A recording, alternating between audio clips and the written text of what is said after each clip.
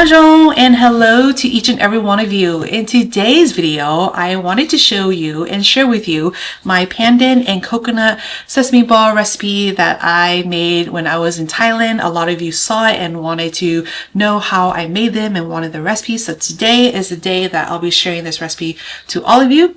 These sesame balls are bite-sized versions, so they're not filled either. Very easy, very straightforward to make. So with that, let's go ahead and I'll show you how to make it. Let's start by making the dough. So I have a blender here, and into the blender I'm going to be adding some pandan leaves that I chopped up like this. So you can find pandan leaves at the frozen section of any Asian grocery store. Sometimes they also have it fresh. Give it a really good rinse and then just finely chop it like this. Place it into the blender and then add in some water. Go ahead and blend this until this is completely smooth.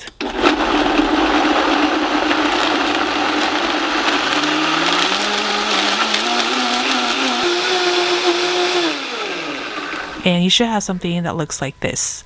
I have a sifter that I'm going to place over a bowl along with a cheesecloth. Pour the blended up pandan leaves right on top, and then I'm going to squeeze as much of this pandan water as I can.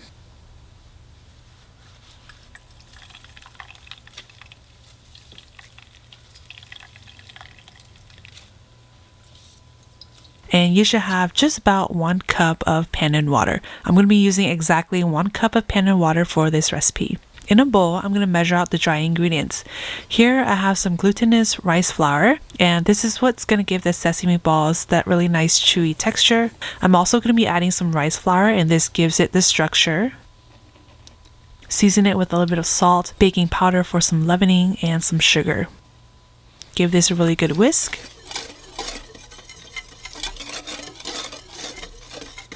And in here I have some plain mashed potato. I just took a small rustic potato, peeled it, chop it up, and just boil it until it's soft, and then just mash it up like this. Adding potato will give the dough a really good tenderness. And then I have here some fresh grated or also shredded coconut that I'm going to be adding into the batter. You can add as much as you want or as little as you want. And then pour all of the pandan water straight in. And go ahead and knead the dough until everything is nice and hydrated and you get a really good pliable dough. And you should have something like this. Once the dough is mixed up like this, I'm going to take about half a tablespoon and just roll it on the palm of my hands until it's nice and smooth like this. You'll know if the dough is mixed well when it doesn't stick to the palm of your hands. So once it's rolled out like this, we're going to place this right into a bowl of raw sesame seeds. It has to be raw. Make sure you don't use toasted sesame seeds. Make sure the dough is completely coated in the sesame seeds, and then just shake off any excess seeds and you should have something like this. If you want, you can also do a combination of black and white sesame seeds as well. I do like the combination of black and white sesame seeds for flavor. And just continue until all the dough is pretty much used up. And you should have something like this. And then we are ready to fry. I do want to note that if you don't want to use pandan leaves, you can also use pandan flavoring. Just add about a teaspoon of this into a cup of water, mix it really good, and then just add it into the dry ingredients like we did before.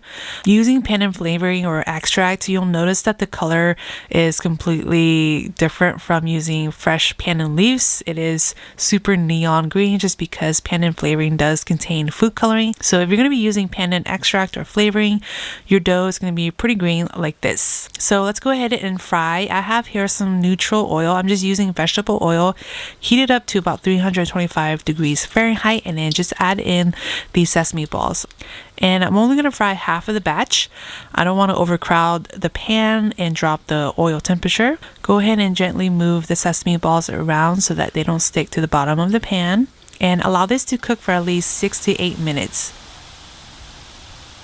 Move the sesame balls around so they get evenly golden brown. And you'll know when the sesame balls are done when they're golden brown and they float to the top. With a spider, go ahead and remove the sesame balls when they're ready, and it should look something like this.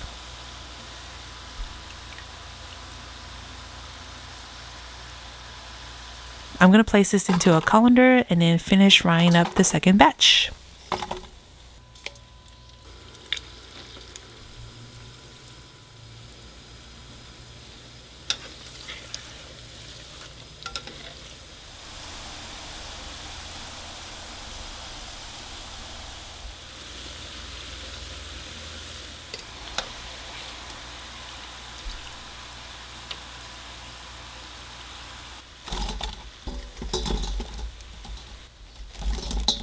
And here we have it.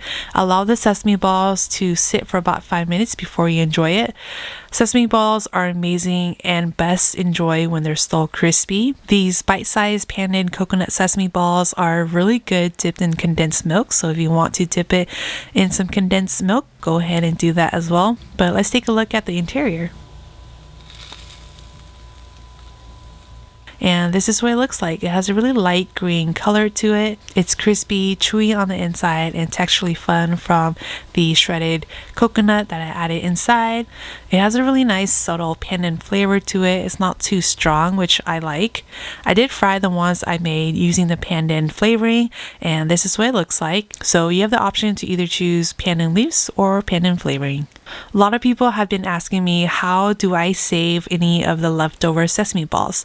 I highly recommend freezing the already fried sesame balls in a Ziploc bag like this. I don't recommend freezing the raw dough because they will dry and crack and they won't fry well. So freeze it when they're already cooked and fried like this. Place it into the freezer, and then when you want to heat it up again, the best way to heat it up is in the air fryer at 350 for 5 minutes and just warm it up until it's nice and crispy again. And that is it for today's video. I hope you can give this recipe a try. Super fun, very small bite-sized sesame balls, very easy, straightforward recipe. I do have the written recipe available on my website if you want to give it a go. Until then, I will see you in my next video. Bye bye!